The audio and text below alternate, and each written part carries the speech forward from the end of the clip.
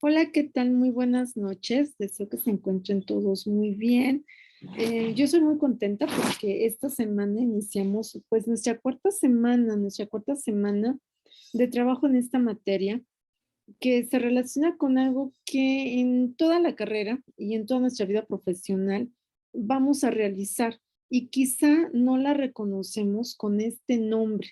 Llámese metodología de la investigación, llámese técnicas y métodos de investigación.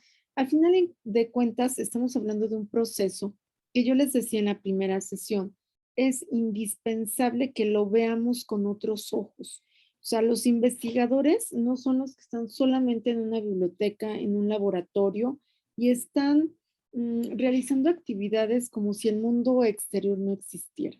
No, yo creo que en nuestro país, en este momento, todas estas generaciones que les pueden poner cualquier adjetivo, millennials, centennials, etcétera, em, tienen finalmente un perfil en el cual sea la generación que sea, e incluso las generaciones que les antecedemos, nos queda muy claro que no podemos andar por la vida personal o laboral sin una meta. Paréntesis, sí existe, pero vamos en este tono ideal. Y de ahí partimos con esta realidad. O sea, si nosotros tenemos una meta, nosotros sabemos que día con día queremos conocer algo diferente, algo más, y este nos lleva a pensar en pasos a seguir para conseguirlo. Esos pasos a seguir se pueden realizar de diferentes formas y se llaman metodologías, ¿sí?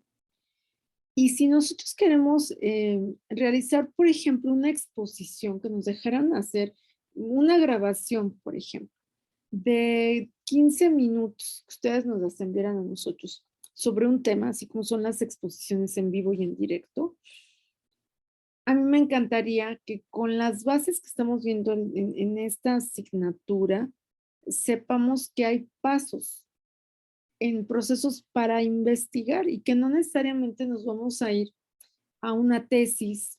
O sea, eso es lo ideal, es al final, finalmente llegamos a eso.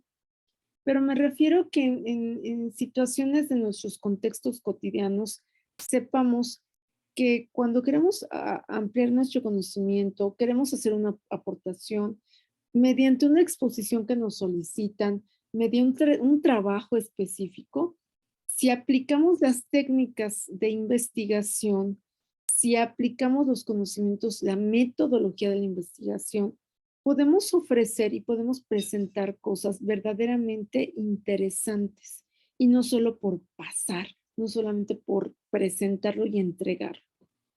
Esa es la gran finalidad y esa es la idea que quiero que ustedes se lleven con esta asignatura. Yo actualmente les decía, estoy realizando proyectos de actividades de mi trabajo y no significa que esto en conclusión sea una tesis ni que sea una tesina o esos términos que siempre nos llevan como al finalizar una carrera.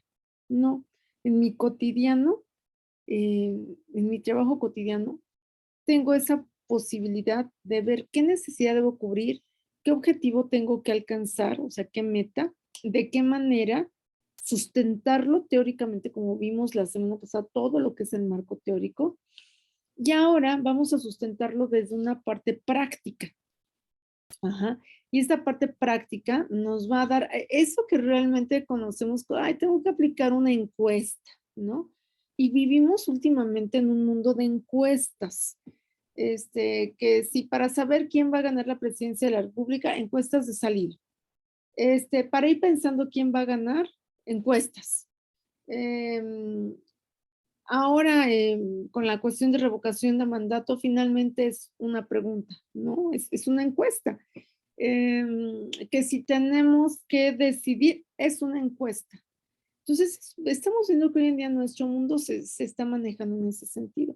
Esa es la parte práctica. ¿Y cómo lo vamos a analizar? Que es lo que me interesa que veamos en estas dos sesiones, en estas 2 horas que tenemos para esta semana. Antes de iniciar con el tema en sí, yo quiero motivarlos a que contesten las evaluaciones. Ey, no se desanimen. En verdad, si se concentran muy bien, sobre todo en la lección 1, 3 y esta, 4, con lo que escuchen en este momento, con lo que vean en el resumen ejecutivo, con la presentación, lo pueden contestar.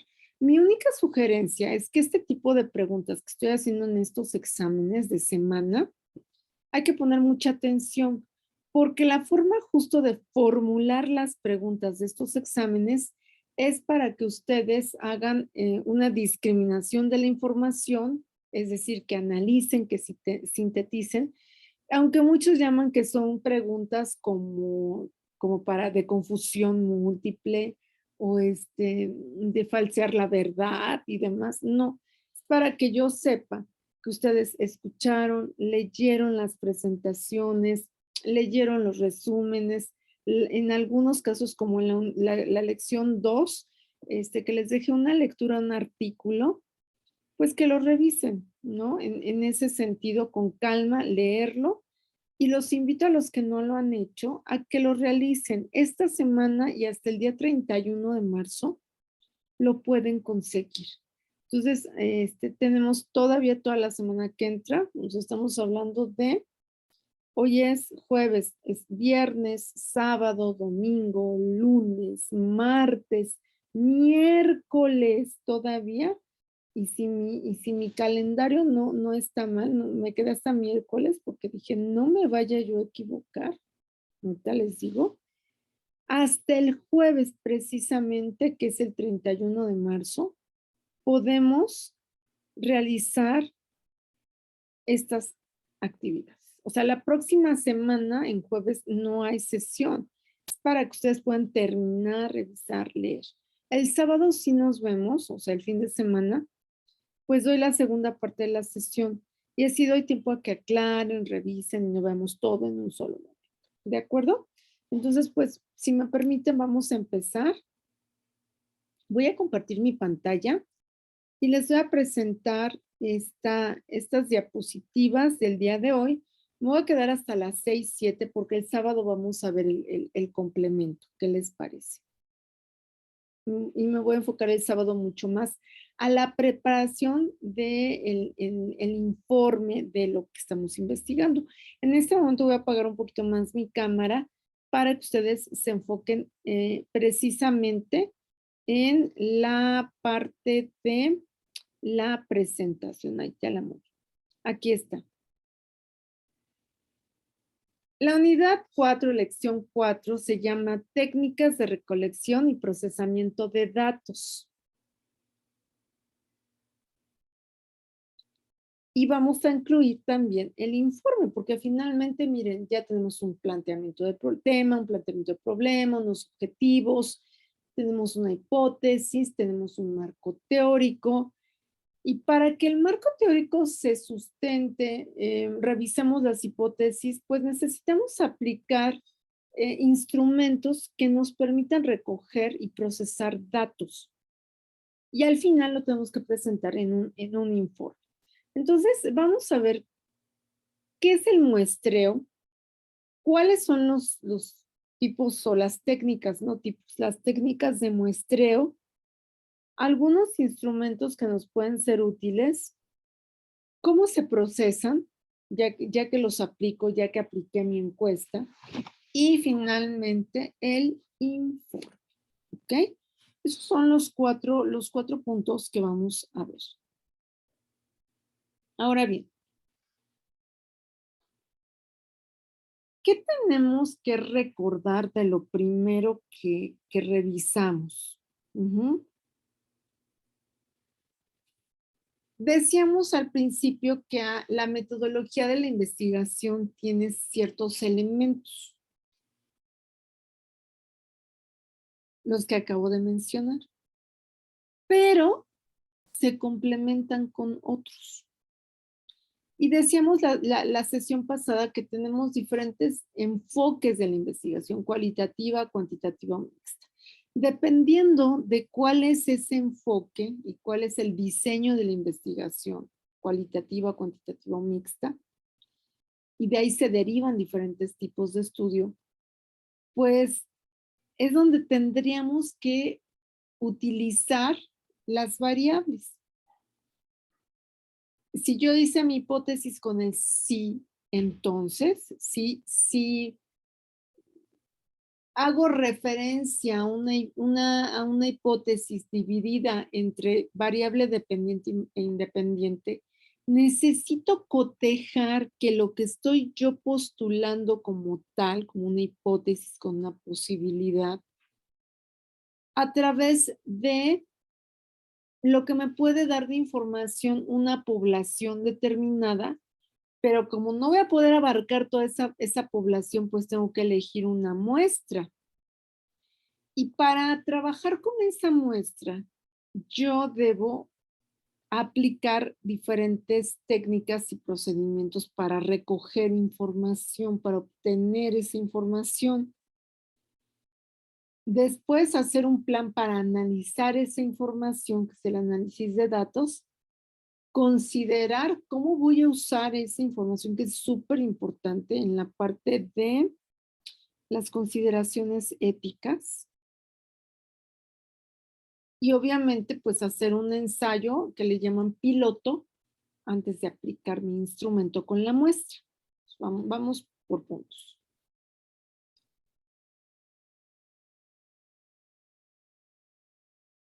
¿Por qué parto para hacer este muestreo de variables de la hipótesis?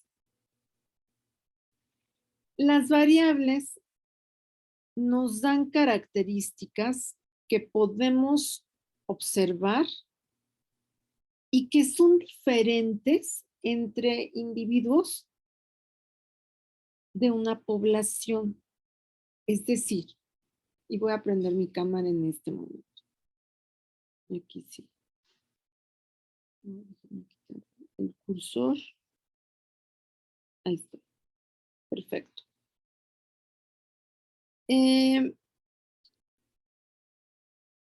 Les decía yo, voy a quitar incluso voy a dejar de compartir pantalla, ¿no? Fíjense muy bien. La información que yo quiero obtener sobre lo que yo he leído en teoría me va a indicar qué es lo que dicen los expertos, qué se ha manifestado, qué hemos entendido. Sin embargo, ojo, la teoría puede estar súper bien escrita y puedo coincidir con esa información. Pero la realidad puede ser otra. Y ese contraste me lo va a otorgar este instrumento que yo aplique en una población determinada, pero no puedo abarcar toda la Ciudad de México. Somos muchísimos millones de personas.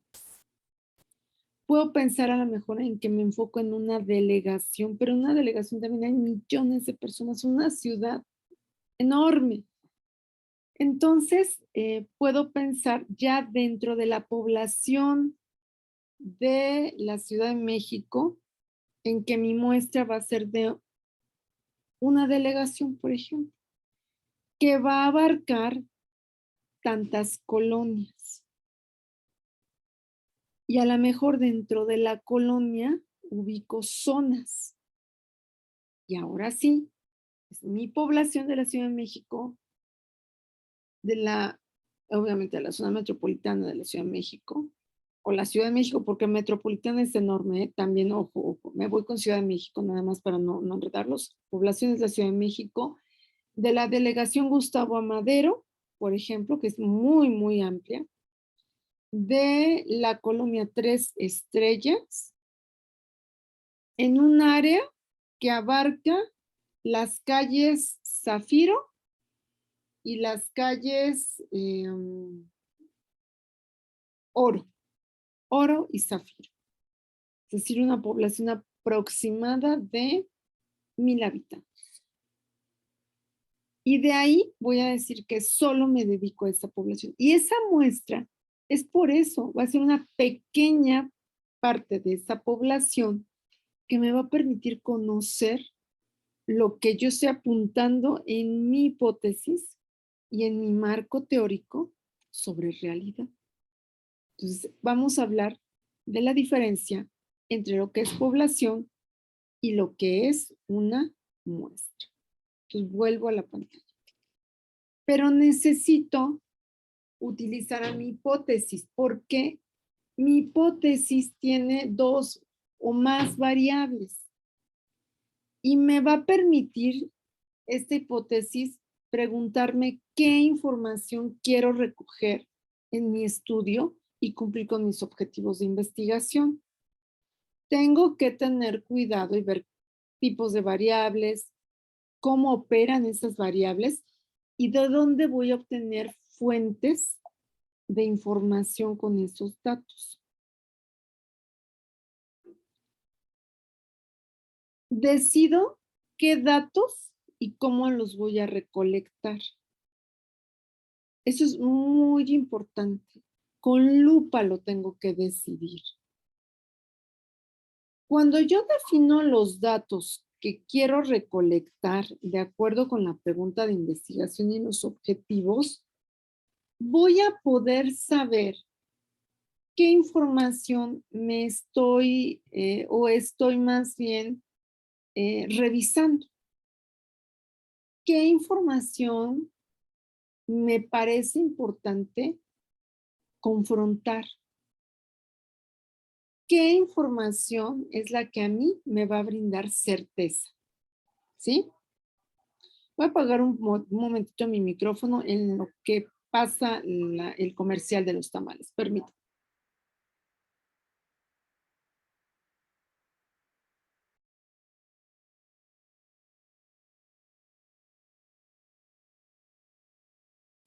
Listo. 2, evito tomar datos innecesarios.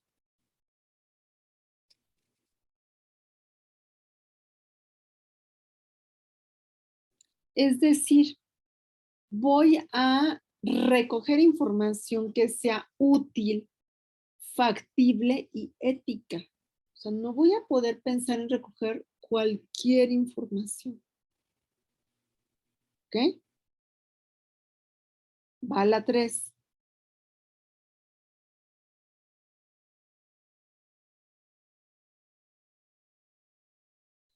Identifico datos y sus fuentes. Es muy importante que siempre que trabajemos un marco teórico, variables, tengamos presentes a las fuentes.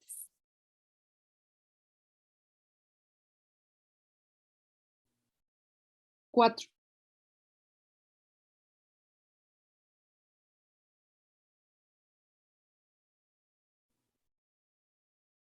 4. Validar esos datos. O sea, no cualquier fuente, y aunque no aparezca aquí, no de cualquier fuente voy a obtener información. Mucho cuidado. Ahora somos como muy dados a decir, pues lo encuentro en la red y saben en dónde, en nuestra fuente Google. O sea, pareciera que Google es la mamá de todas las fuentes. Y saben, por ejemplo, que hay un Google académico. Me permiten, voy a hacer el ejercicio, voy a presentar pantalla, pero no la de la presentación que tengo. O sea, me puedo ir aquí, déjenme ver aquí, y voy a Google. Aquí está.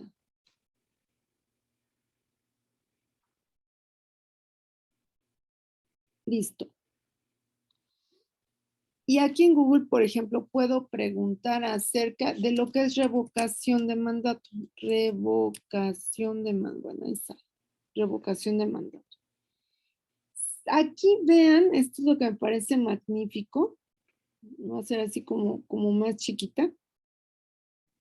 Quito todo esto que puede ser ahorita distractor. Y dice aquí que hay cerca de 14.600.000 resultados en una búsqueda de 35 segundos. Ahora, todo lo que está aquí no necesariamente son fuentes fidedignas. Por eso hay que tener mucho cuidado. Miren, el primer resultado es de Embamex, Secretaría de Relaciones Exteriores del Gobierno de México. Y pareciera que es una de las más consultadas porque aparece en primer lugar. Pero si yo me sigo, miren, imagínense la cantidad de respuestas. Foro jurídico, periódicos, alto nivel, quién sabe qué es, hay que entrar, Daily Motion, y me puedo seguir con todos estos, aquí me voy a otra fuente.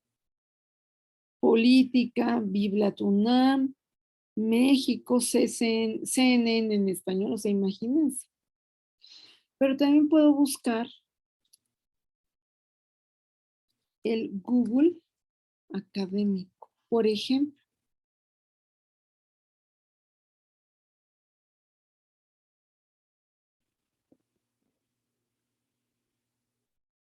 Si me voy a Google académico, como pueden observar, tiene otra presentación. Y miren, voy a poner lo mismo, revocación de mandato, y ya lo han buscado. Pero ¿qué diferencia encuentro? Que aquí ya tengo artículos, muchos de los cuales ya están revisados. Y vean las fuentes, casi, fíjense, UNAM, Universidad, o sea, el UZ es universidad. Lo voy a abrir para que vean. Es un PDF.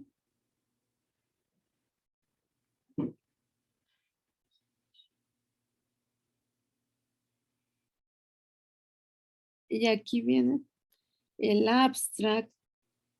Fíjense la información que voy obteniendo. Esta es de la Universidad de Zurich. Es un centro de búsqueda de cuestiones de la democracia. Viene hasta su ficha.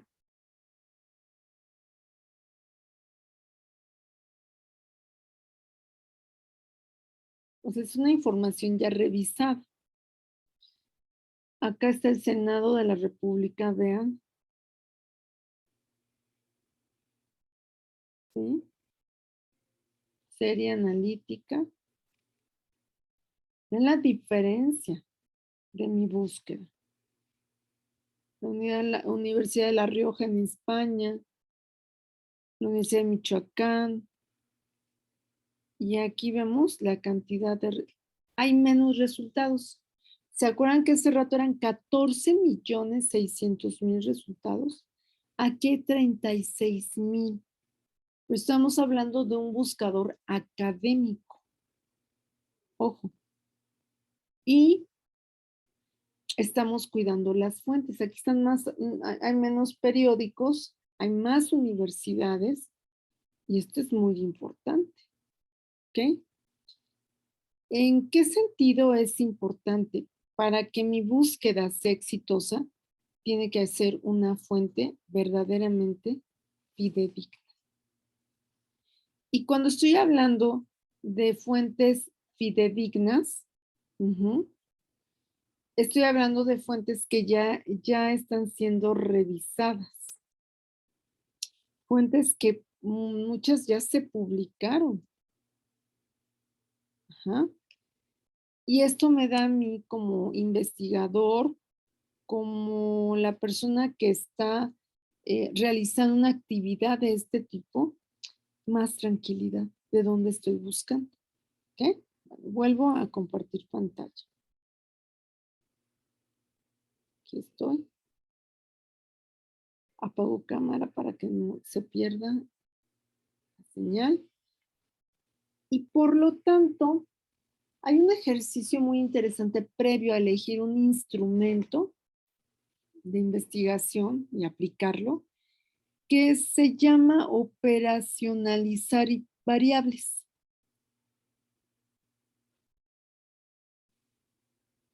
Ejemplo, en la parte superior tengo el nombre de la variable. Y a un lado, o sea, conforme va avanzando hacia la derecha, encuentro la definición de esa variable, la naturaleza, cómo la puedo medir y sus valores. A esto se le llama operacionalizar variables.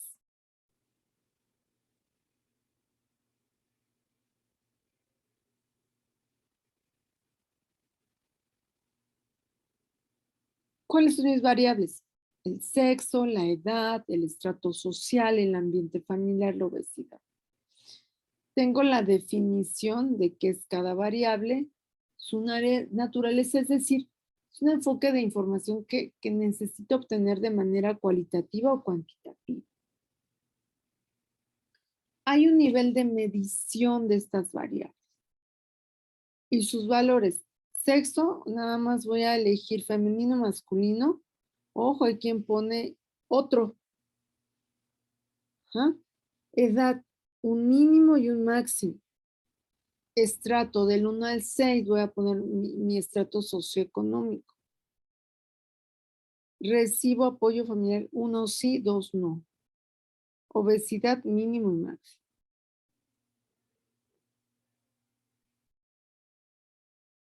¿Ya vieron? Esto me va a llevar entonces directamente a saber que cuando diseño un instrumento de investigación, llámese un cuestionario, una entrevista, un registro de información, una bitácora, tengo claridad de cuáles son mis variables para poder realizar el siguiente paso, que sería aplicar a cierta población y a cierta muestra un instrumento que me permita saber qué características tiene ese grupo de personas y qué información me va a proporcionar. No solo características, más bien qué información me va a proporcionar ese grupo de personas.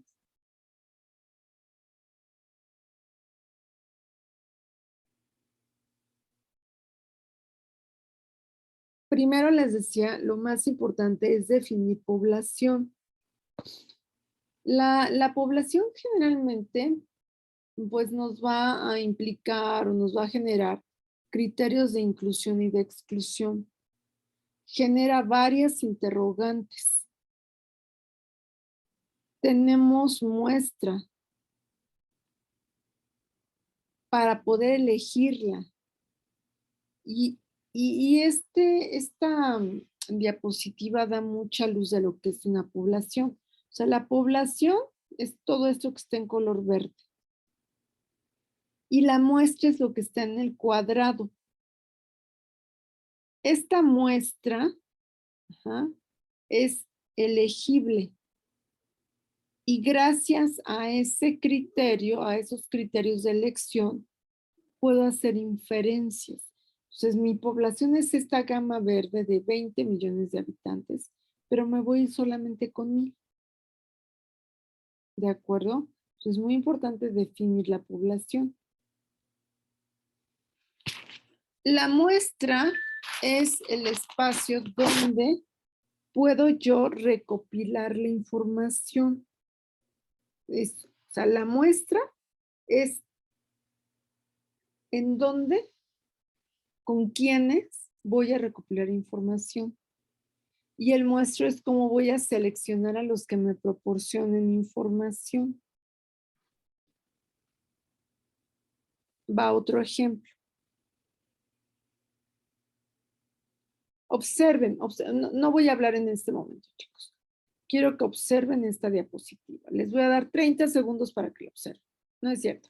1 minuto para que la lean, ¿ok? Adelante.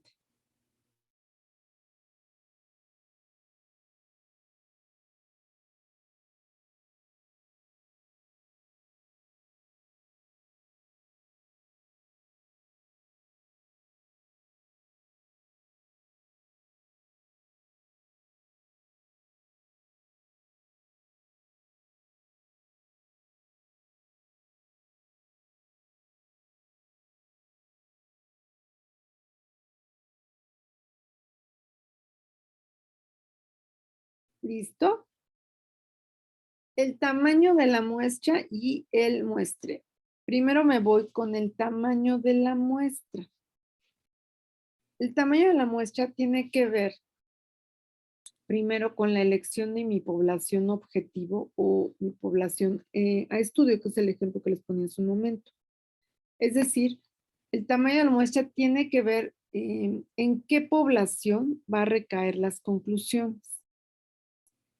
De la población necesito sacar una muestra, porque la muestra recoge las variantes de la población que estoy eligiendo en total. Como no me puedo ir con toda la población, elijo un muestreo, o sea, una muestra que me dé la posibilidad de conocer las variantes que se dan a diferencia de toda la población.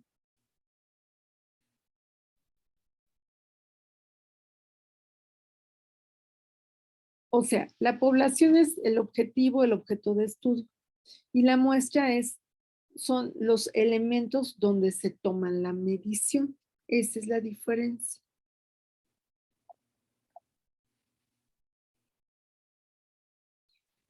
¿Por qué es importante el tamaño de la muestra? Porque nos va a permitir, en primer lugar,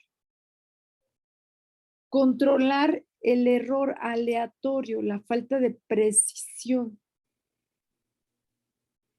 Es decir,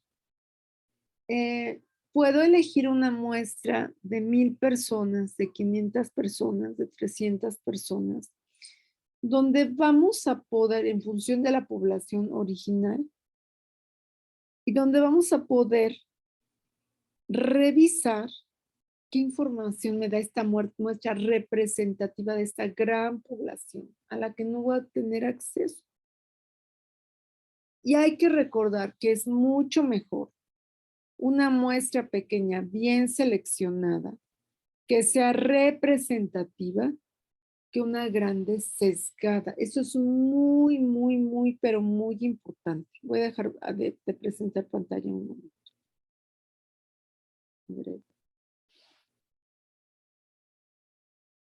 Y ahorita les quiero mostrar un ejemplo. ¿Y por qué es tan importante lo que es una muestra? Ahorita voy a compartir la pantalla nuevamente.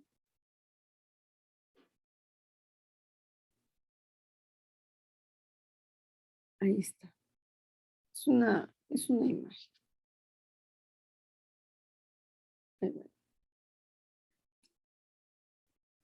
Voy a reducir un poquito para volverlos a ver. Ya, tengo lista la pantalla. Es un artículo. Es un artículo de un sitio, ¿ok? Voy a borrar los comerciales, no siempre se puede, pero bueno, para el ejercicio que voy a hacer es importante. La población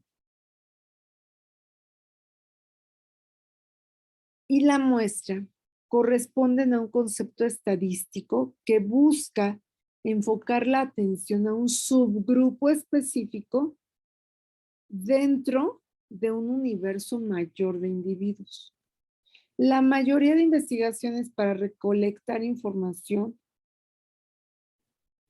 de cualquier objeto, de cualquier población de objetos, personas o animales.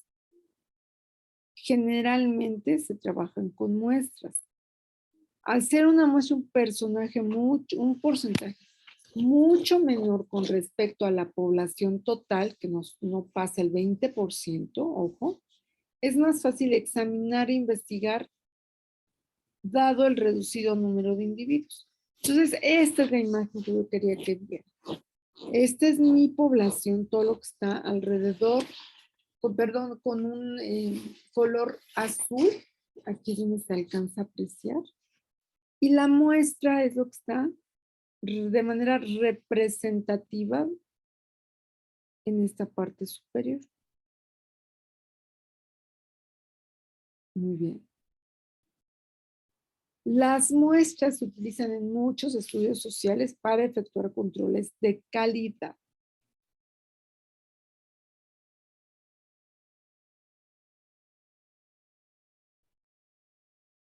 Una población es un grupo finito, infinito de objetos, animales, personas que comparten una característica común.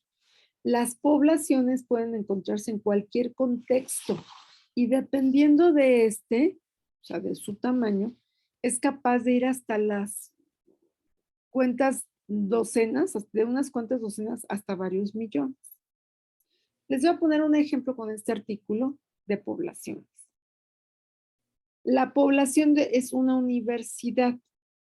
El número total de personas que estudien o trabajen en una universidad conforman una población. Es posible referirse solamente o a estudiantes o a maestros, por ejemplo. Ese es el ejemplo de una población en una universidad. Población de animales en una zona.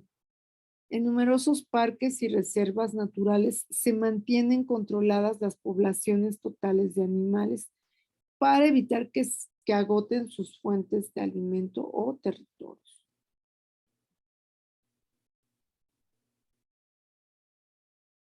Población de habitantes de un país. Población de productos de una línea de ensamblaje, de autos de fábrica, de hospitales, de estaciones de metro. Ahora sí, ¿cuáles son los ejemplos de una muestra? La muestra es un subconjunto finito de elementos pertenecientes a un conjunto mayor. Algunos ejemplos de muestra. Estudiantes de primer año. ¿Se acuerdan que decíamos de universidad? Todos los estudiantes de toda la universidad, no solo los de nuevo ingreso. Todas las especies animales, no, solamente las amenazadas. El tercero, ¿cuál era el 3? A población de habitantes de un país. ¿Qué quiero saber de esa proporción? Pues visitantes. Productos a prueba, autos con doble tracción, estaciones de metro adaptadas, enfermeras. ¿Sí? O sea, ese es un pequeño ejemplo de lo que son poblaciones y de lo que son muestras. ¿Sí? Con los ejemplos ustedes pueden tener como más claridad en qué hacen o qué se hace con una gran población, porque la muestra es representativa. Voy a mostrar otra diapositiva. Déjenme ver cuál es. Aquí está.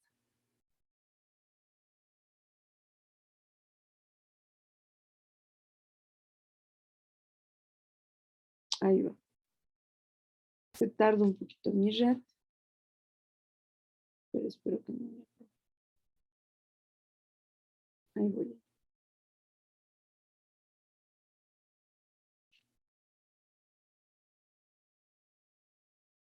Que en este momento, si tomáramos una muestra, veríamos que muchos estamos conectados a esta hora.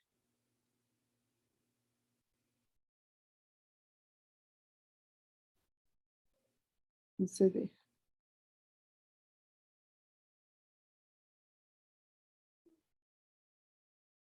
Ay, aquí está.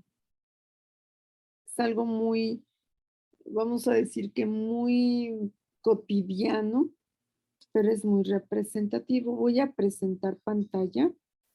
Permítanme de nuevo. Ahí voy.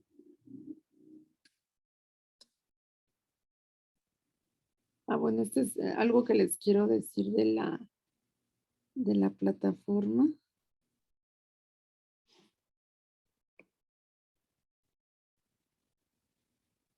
Para que podamos.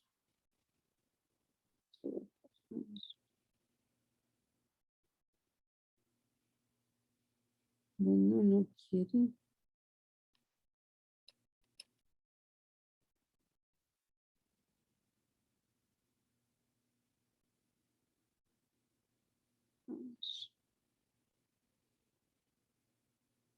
Me está haciendo bromas mi computadora. Ustedes disculpen. Aquí está. Este es otro ejemplo. No tan representativo como el que yo quería hace ratito. Ya lo encontré, ya puedo. Aquí está. Bueno, se ve muy lejos, ¿no? Pero la población es el conjunto sobre el que se realizan las observaciones. La muestra, vamos a ver si la podemos ampliar, compartir. No puedo. Bueno, a ver si se deja. Y consta que estoy grabando y pude haber hecho el corte, pero no. Ahí está, sin problema. La población es un conjunto sobre el que se realizan observaciones. La muestra es un subconjunto de la población.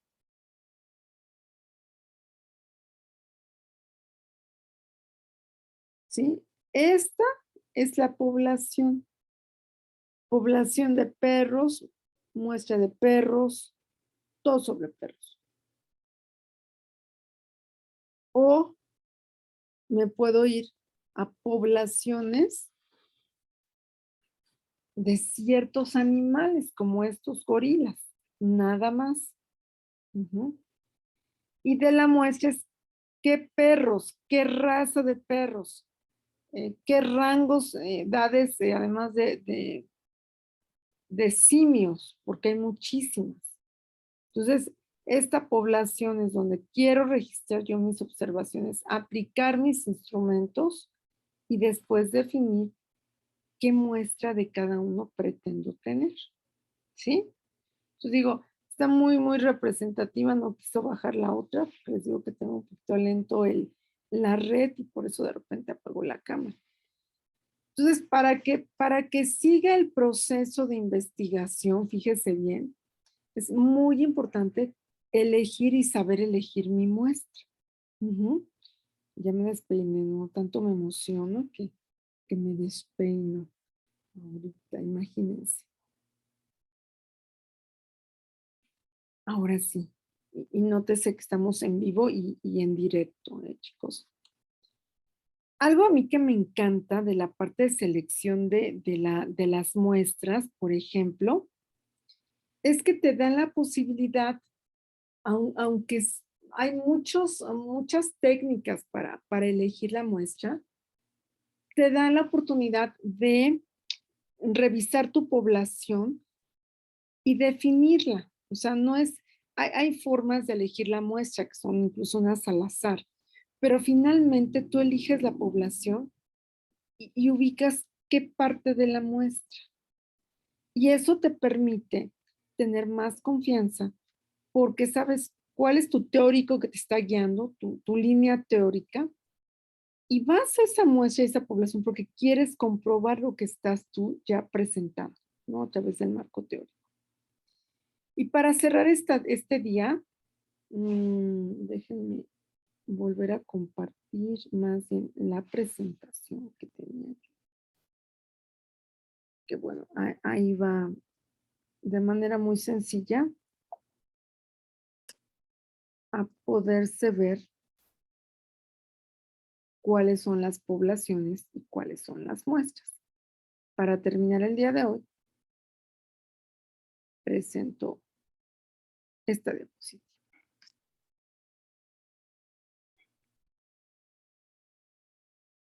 Decíamos, aquí está el grupo de personas que pues, forman parte de la población y que la muestra bien seleccionada es la más representativa.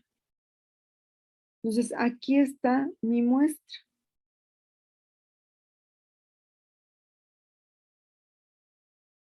Y puedo ir revisando cuáles de esas muestras son las que me darán información más precisa, más representativa, dice aquí, que una gran muestra. ¿Sí?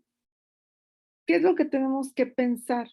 Pues que hay diferentes formas de calcular estas muestras. Ya hay calculadores en línea, softwares gratuitos, como el de aquí, el Epidat o el Power. Antes tenía que ser de otra manera. Ahora ya tenemos estos elementos. Y la próxima sesión les voy a comentar que una vez elegida la muestra, qué tipo de instrumentos nos pueden ayudar a obtener información. Y concluiré la siguiente sesión mencionando cómo presento la información. Entonces, les pido por favor que haga la revisión del material. Voy a agregar algo más que puede complementar esto que vimos, o sea, qué sigue ya después de la muestra, algo que tiene que ver con instrumentos, para que ustedes los puedan ubicar. Esa parte de instrumentos no forma parte del examen como tal, sino que me voy con este ejemplo y con el informe. Así de que no se preocupen si lo vemos hasta el sábado en una presentación. No, es para complementar. Ya el examen está en línea. Yo sugiero que después del sábado, después de que ven la segunda sesión, tengan la oportunidad de contestarlo.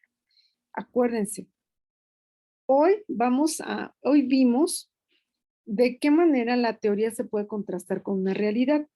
Para lograrlo, tengo que pensar en aplicar técnicas de recolección de información en poblaciones determinadas. Pero como no pueden ser tan grandes, lo que hago es seleccionar una muestra, que es lo representativo de esa población. Hasta ahí nos quedamos y la próxima sesión vamos a ver qué instrumentos puedo utilizar para obtener información y cómo voy a presentar mi informe con mis fuentes. Eso es lo que vamos a hacer y les reitero que quiero que tengan mucho ánimo para seguir y para terminar esta materia en esta semana que está por llegar. O sea, a partir de lunes de esta semana hasta el miércoles y jueves de la próxima. No lo dejen hasta el final. Ustedes pueden lograrlo. Mucho ánimo, un abrazo y estamos en comunicación. Muchas gracias.